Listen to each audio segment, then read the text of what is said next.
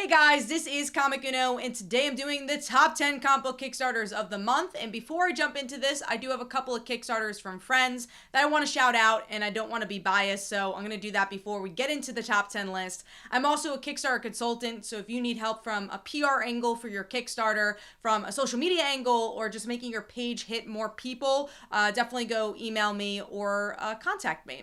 Now let's jump into the honorable mentions here, the friends I have with Kickstarters.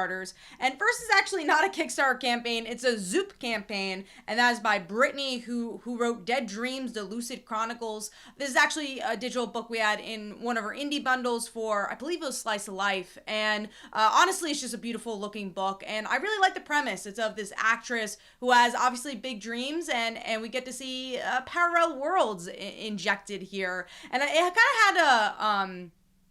kind of had a vibe of that anime movie Perfect Blue. So I'm like, oh, already this is definitely up my alley. Moving on to Clarity Girl and Bassforce. So if you are interested in superhero stories, you are getting 2 for 1. Clarity Girl, I've seen all over my feed with Chris promoting it on Facebook, and I think it's just such a fun vibe. And same thing for Bassforce. So go check this one out. There's also some beautiful artwork in this one as well.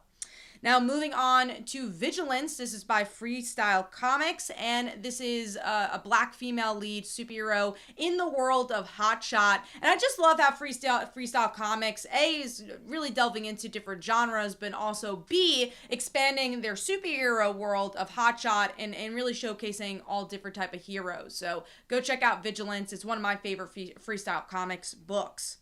Now moving on to the last honorable mention here, which is Cthulhu is Hard to Spell, 3 Lovecraft comic anthologies. Now I'm also the working PR for this campaign, and Russell just does a great job with his comic books and running his Kickstarters. And this is his big product. This is his big franchise. And, I'm not as familiar with Cthulhu, but I really like the idea of expanding this franchise and in this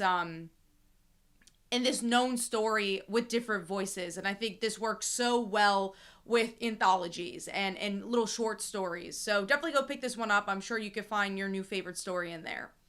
Now, moving on to the top 10 list. So number 10 for me is Anchor, a lesbian time travel comic. As you know, I very much enjoy queer storylines, and this just looked right up my alley. I like romance stories, and I think it's interesting to see something that we've seen a lot with heterosexual couples with time travel, and it's like, oh no, they're not in the same timeline, what will they do, and see it from a queer perspective. So go check that one out. That is number 10. Moving on to number 9, which is Emora, book 1, and this is The Stranger and the Statue. And this just looked like a real interesting kind of Odyssey epic with a little girl who has powers because of a myth in the past. So I really like the vibe of the art style. I thought it was something that we've seen before from a new angle as well, and it just fancied my interest. So that is number 9. Moving on to number 8, which is Roundhouse-Hooligans, issues 1 through 2. This is a teen book, and it's all about misfit teens. And, obviously teens are no, there's definitely a lot of teens books in comics, but to see a bit more of a slice of life, not superhero-driven story, I think is special. And I'm curious to see what these misfit teens are going to get themselves into. So moving on to number 7, which is Stand Still, Stay Silent. And this is a Nordic fantasy adventure. And it's also a webcomic. And that's something I feel like Webtoon, or, even just webcomics in general, have done so well with Kickstarter and the creators of those webcomics using Kickstarter to expand from just the web audience to either get their web audience to buy physical books or vice versa. People that like physical books to go check out the webcomic. And I believe for comics to continue and to move forward in an even bigger and better place is to merge these two different platforms and merge these different mediums and audiences. And I think this is the perfect way to do that. Moving on to number 6 is the Neverland, issue 1.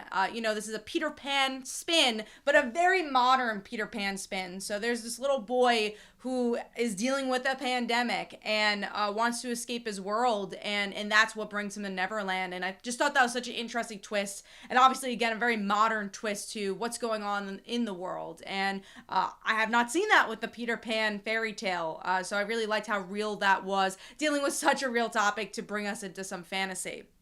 So moving on to number 5, which is the Deadliner, and this is the same creator who does Killtopia, has done so many great books on Kickstarter, and Deadliner is, I think a lot of writers can, and even artists and just creators can relate to the idea of a deadline, and this is a lot of higher stakes than just the deadline, and it's a very dark, gritty art style and a darker story, so this definitely caught my interest. So that is number 5. Moving on to number 4, which is Aurora and the Eagle. So this is by Ashley Robinson. And I just thought this was a really cool story because we don't really get to see a lot of foreign superhero storylines, and especially Canadian superheroes. We have a few teams here and there, but to see the story just totally focusing on that was a really unique hook and a unique take on it. And also the artwork just looked super fun for this one.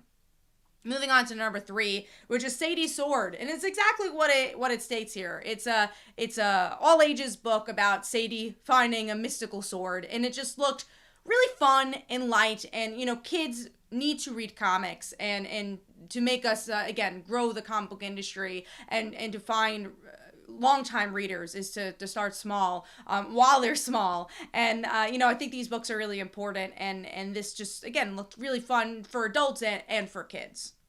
Moving on to number 2, which is Glyn in Monsterland. Again, going back to a more all ages book, the artwork kind of had like a Descendants feel to me, and it's these monsters wanting to get away from their leaders and find themselves, and the artwork just looked really cute, and making a bit of a darker story a bit lighter, so that is number 2.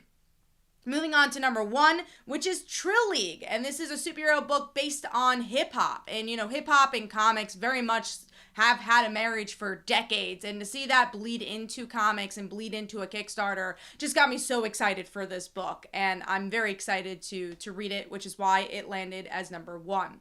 So hopefully you guys enjoyed. Let me know in the comments below what are some Kickstarters you're looking forward to. This is Comic Uno, and I will see you guys in the next one. Bye.